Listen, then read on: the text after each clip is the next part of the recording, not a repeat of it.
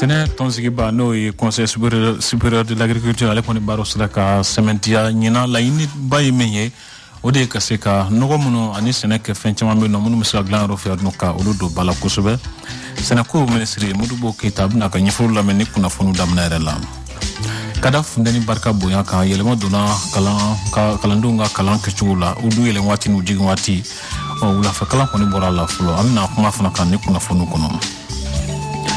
kanam no ye kesmalena de sécurité ulu koni ni uka tonzigi ba mimbe wele ko conseil d'administration fana tako muka anna baro sabati kuma kera fenjama kan na fota ulu ko mun kan ngata wasa ka siga mauni misi wasa kusube anga mugo bisimla taye sedu modu kulibali ale mouvement benkan nyamgo baye mimi talike sugufia do bulu no watla kanyesi fom balo fom sa so no wala chukubna sungulo kono ani amasalo tabulu kan kledu donc ro kuma so kuna André Traoré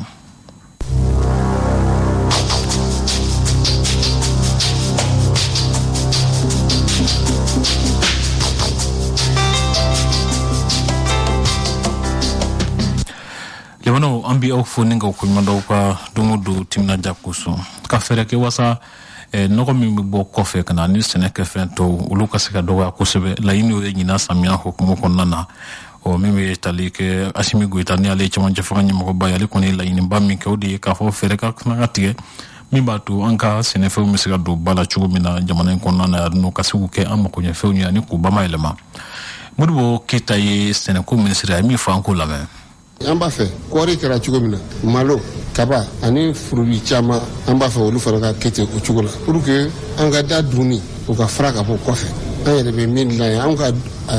parce que dukulo bamulo ji bamulo tle bamulo pour que ayere ka soroke anga duni bola katlanga to fere kofe ko de anga la yini anga bara bebo o de hukumo nina ayere akolosi kaba manya parce que sanji na chugomanya donc anga soro manya kabala kaba bi adaka gelen chuko mina be bado ko chama ba ko malika gelen mais munde bake ni be seneke e mako be jid ni ye ji soro ni tlebi bulo ni dukulo bi se ka seneke mais ambo ya dukulo bien ambo o maîtriser tleba mulo mais jiko anga senebe liele sangi la ni sangi manadron anga soro be jigi o de kara kaba kula anko de ana ben nyina ni ala sono wala sanyi mandama amba fe anye mi nyina o yo ngana ke mali ko tuni we kaba ko we mali malo ko we benin ko we ko sho mi le ko soja o fana on kele me ka programme ani pro da ko no femi o fana amba fe ka barako la ko sobe pour que ambe sani mi ke ko fe kana nai ka du yangoda Seneko ministri mudugo kita leka nyefulu twini kalan ko tabulu la membe talike kalando ngela wati ani ujigi wati yele moduna ulula ka keni fundeni barka buyale ula fe kalan borala naga kan yawulun flama temesanga bisawa kalon mi damna ninga kunche naga kan ta ani sawa wati kuna sarafe anye kumadi kalan so nyamgo don la kulu karam wan demsen do were ma anga sire ulame mɔgɔw bɛ kɛ sunkalo la sisan ni i bɛ sun na fɛnɛ depuis sɔgɔma a ka jigin a ka taa so kɔfɛ wula fɛ fɛnɛ a ka na kalan kɛ a ka gɛlɛn a ma fɛn bɛrɛ tiɲɛ mais kuma dɔw la wula fɛ heure dɔw bɛ kɛ 2 heures sisan o kɛra 1 heure tile ka fani sisan nɔ an bɛ sunkalo fɛnɛ la mɔgɔw bɛ bana dɔw nu bɛ ci a ɲana yɛrɛ de dɔw ka yɔrɔ ka jan yɛrɛ de u bɛ taa u bɛ tile ekɔli la yan nɔ u tɛ se ka taa so. ne bɛ se k'a fɔ a diyara n ye parce que heure ka teli kuma dɔw la bon depuis a heure chargée la a bɛ lafiya las'an ma. b'an arranger tiɲɛ yɛrɛ la. kalo ye laharama kalo ni hinɛ kalo ye ni direction ye nin tagabolo kɛ a ye tagabolo ɲuman kɛ an ka wagati yɛlɛmali diyara an ye denmisɛnninw bɛ lafiya anw yɛrɛ bɛ lafiya kɔnɔ an minnu ye gwakɛlaw ye ka taga so ka bɛn ni an ka ga heure denbaw bɛɛ u ka fara anw kan tiɲɛ don anw ye école-maître ye anw bi yan nɔ bɛɛ b'a dɔn denmisɛnnin mara ma nɔgɔ u ka fara anw kan ka an dɛmɛ an ka baara la k'an ka baara nɔgɔya anw bolo surtout funteni kɔnɔna na. yɛlɛmali a fisayara anw ma kosɛbɛ parce que wagati taabolo yɛrɛ la n'an ko k'an bɛ baara kɛ depuis sɔgɔma fo ka se 17h ma a ka gɛlɛn ma kosɛbɛ avec les élèves là a ko ma nɔgɔn surtout i b'a sɔrɔ ekɔliden dɔw bɛ olu fana sunnen don u bɛ sɛgɛn n'a fɔra ko ka tila ka taa so ka tila ka segin ka na o ma nɔgɔn a y'an fana k'a fɔ an bɛ taa so ka tila ka segin ka na cours de wula fɛ tuguni ka tila ka taa bɛn ni suntigɛ ye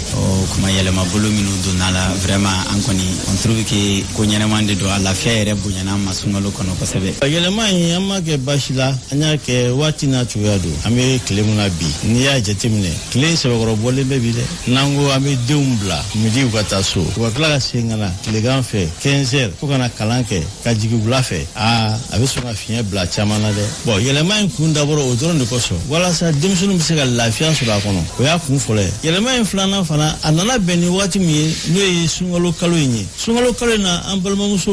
olu de bɛ baara tilancɛ bɛɛ kɛ so n'a fɔra k'olu kana wulada fɛ ka na ekɔli la an ka ekɔli karamɔgɔmuso an balimamuso k'u ka tila ka segin ka taa so k'u ka taa baara kɛ a bɛ sɔn ka sɛgɛn gɛlɛya don u ka baara la mun ye denmisɛnninw ta in ye ale bɛ sɔn ka kuntala janya dɔɔni ka tɛmɛ sunkalo yɛrɛ kan fo waati min na n'an y'a ye k'a fɔ tile in a yɛlɛmana dɔɔni k'a fɔ nɔgɔya b'a kunya la walasa denmisɛnninw tɛ degun sɔrɔ a kɔnɔna na. kapu yɛrɛ de y'a décidé ka bɔnsɔnla kapu mun fara ɲɔgɔn kan k'a bɛɛ kɛ rentrée kɛ 7h30 ye ka sortie kɛ 13h30 pour que k'a ko nɔgɔya surtout denmisɛnninw de bolo parce que surtout a b'anw de arranger ka tɛmɛ quartier bɛɛ kan école bɛɛ kan parce que anw bɛ quartier de commerce de la donc ni denmisɛnnin ninnu sɔgɔmada fɛ u bɛ se ka na 7h u bɛ kalan kɛ u bɛ se k'u reposer u bɛ se ka na u bɛ se ka temps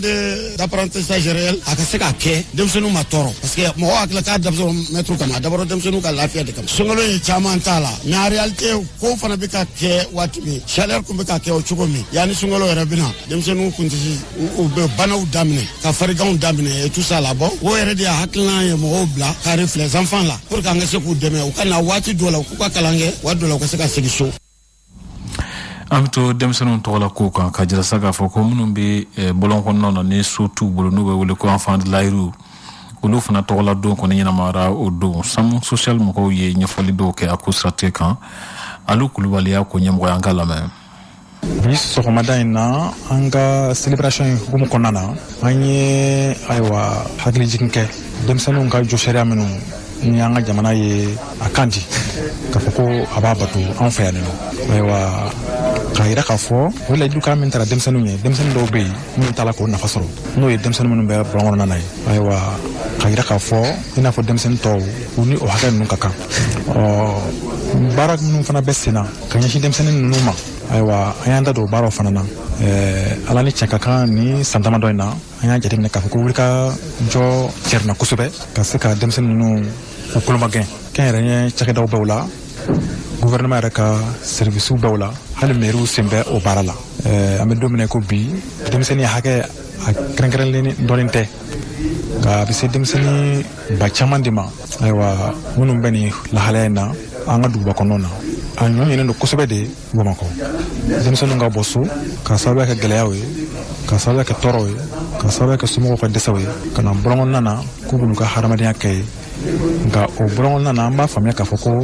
u tɛ denmisɛnnin lamayɔrɔ ye ko ɲangata ni tɔɔrɔ ni dekun kɔ u tɛ lafiya foyi sɔrɔ ye an ye o convention minnu signé sɔgɔmada in na convention 3 de bolodalen kun don nka an sera ka 2 de signé o convention ninnu o ye bɛnkan de ye an ni centre dɔw ni ɲɔgɔn cɛ centre minnu ni a bɛ san damadɔ bɔ u bɛ an dɛmɛ ka denmisɛnnin ninnu k'u dege baaraw la mobili boliw bɛ o la kalali bɛ o la kundilaw ani muso ka labɛn o bɛ o la fɛn yɛrɛ min ye nɛgɛ baaraw ye ani yiri baaraw ye u bɛ o la ni san damadɔ in na an y'a jateminɛ k'a fɔ a ka di denmisɛnninw ye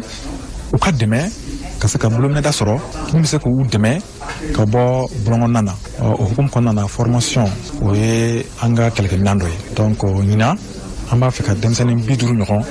dɛmɛ o sira kan. o kɔfɛ sa kana mɔgɔw y'u ka tɔnsigiba min bɛ wele ko conseil d'administration ta ko 20 ani n'a baaraw sabati a kɛra conseil national de patronat jabala la o min bɔra k'u la an ka kanamu ɲɛmɔgɔba médecin général Boubacar Dambélé ka ɲɛfɔliw lamɛn. Donc effectivement on a mun kɛ bi a bɛ fɔ ma ko conseil d'administration ye kanam ka conseil d'administration o conseil d'administration an ka administrateurs de bɛ yen nɔ olu fana b'an bilasira an ye baara mun kɛ an bɛna ɲɛfɔ olu ye olu b'an orienter k'an bila nin sira kan ou bien k'an bila nin sira kan pour que an bɛ se ka taa ɲɛfɛ cogo min et dans ça an bɛna ɲɛfɔ na 2021 an ye baara caman kɛ an ye mɔgɔ caman fara assuré kan c'est-à-dire mɔgɔ minnu bɛ na don assurance maladie obligatoire a mɔgɔ cayara caman farala kan ɲinina in na et filanan fana an ye an barake bolo yelema cogo dɔ la parce que an y'a constaté k'a fɔ ko vraiment kanam bɛ wari caman perdu fraude la fraude ye mun ye suɲɛliw a suɲɛli modèle ka ca an tɛna dɔn k'an da don o bɛɛ la mais an ye an ka système kura dɔ bila sen kan vraiment o ye effectif ye o bɛ an dɛmɛ kosɛbɛ pour que an bɛ se ka lutte kɔnɔna na mun fana bɛ yen en tout cas an ka recette cotisation mun kan ka sara an y'a constaté ɲinan fana ko an yɛrɛ kun ye mun dɔgɔda an tɛmɛn'o bɛɛ la kaban donc olu bɛ b'an dɛmɛ pour que kanam ye baara min kan an bɛ se ka renforcer cogo min na pour que an bɛ se ka taa ɲɛfɛ cogo min na an bɛ se ka maliyɛn bɛɛ ta cogo min na assurance maladie la parce que i yɛrɛ b'a kalama k'a fɔ an m'o o tɛ bɛɛ ta o ye mɔgɔ damadɔ dɔrɔn ta o mɔgɔ man ca kosɛbɛ donc an ka baara autorité ye mun fɔ an ɲɛna donc il faut an k'an jija pour que an bɛ se que le grand maximum de maliens puissent accéder à des soins de qualité et à moindre coût c'est-à-dire u ka furakɛ cogo la ka sɔrɔ a wari ma caya an b'o baara dilan.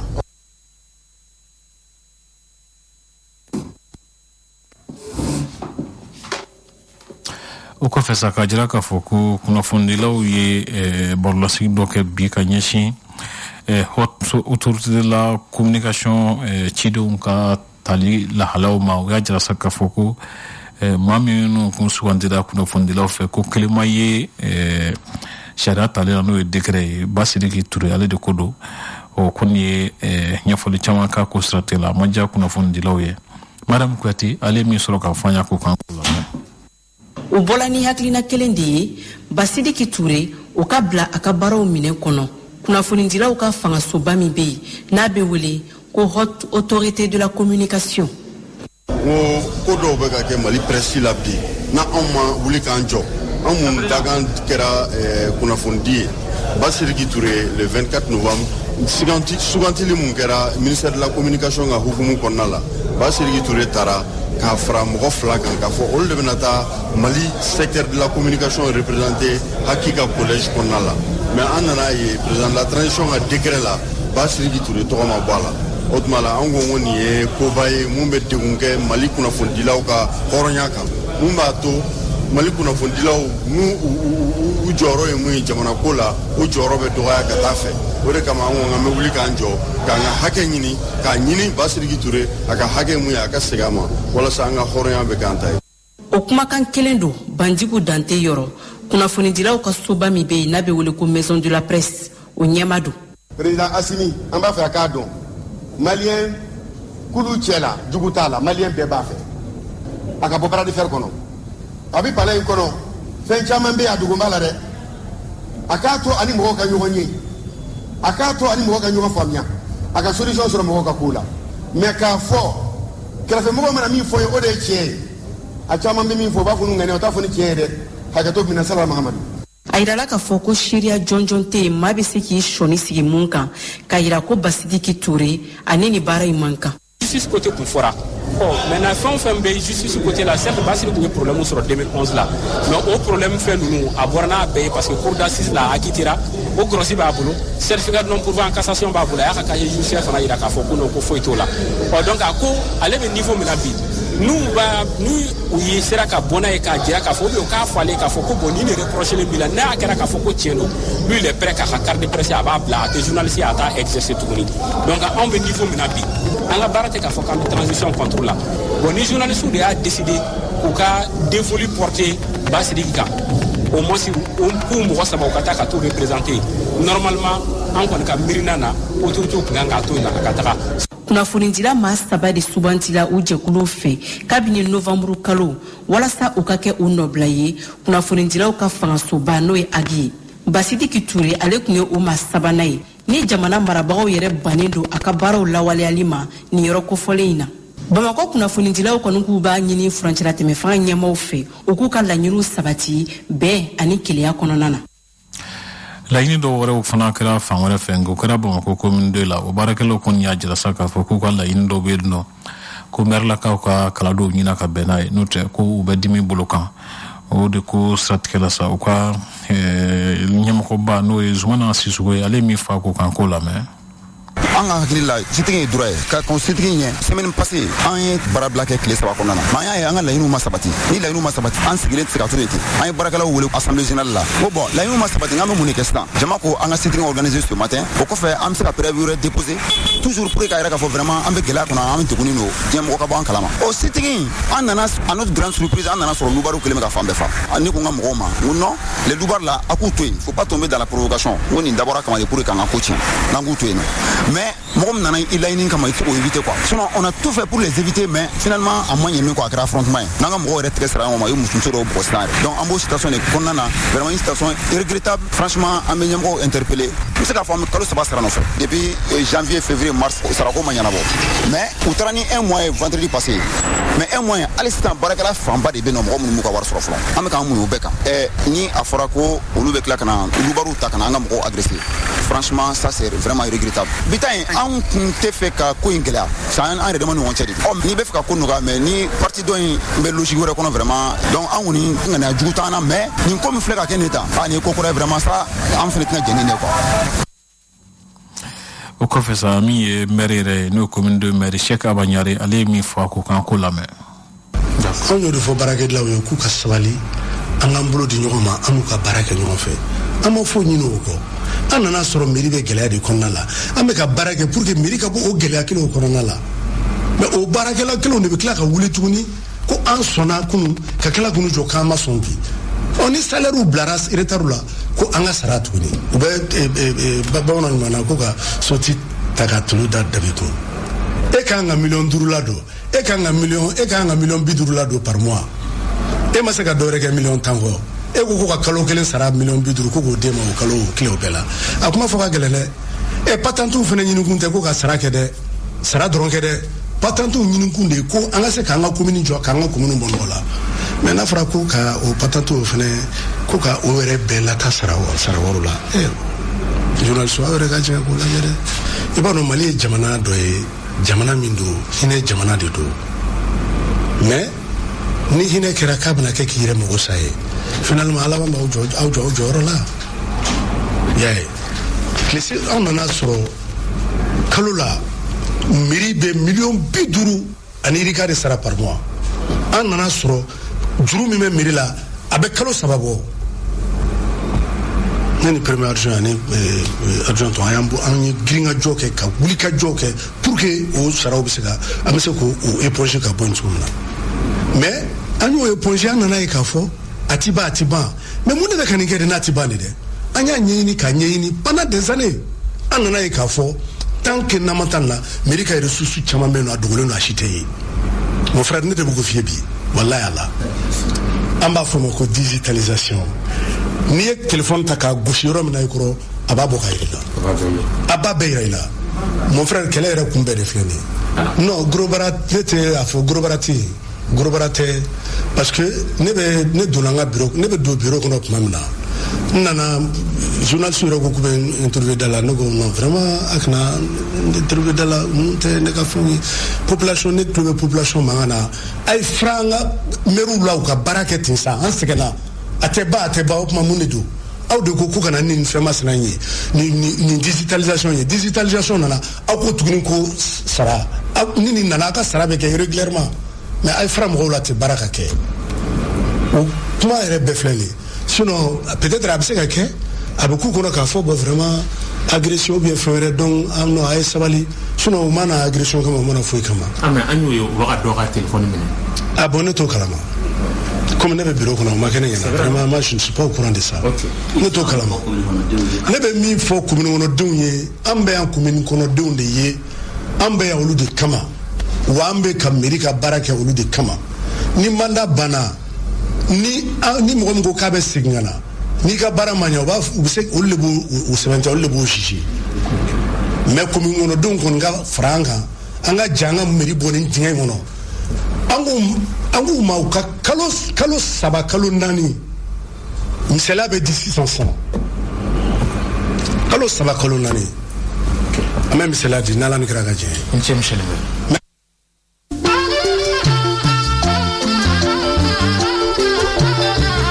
nin ye Tiledu don kibaru ka mɔgɔ bisimilali waati ye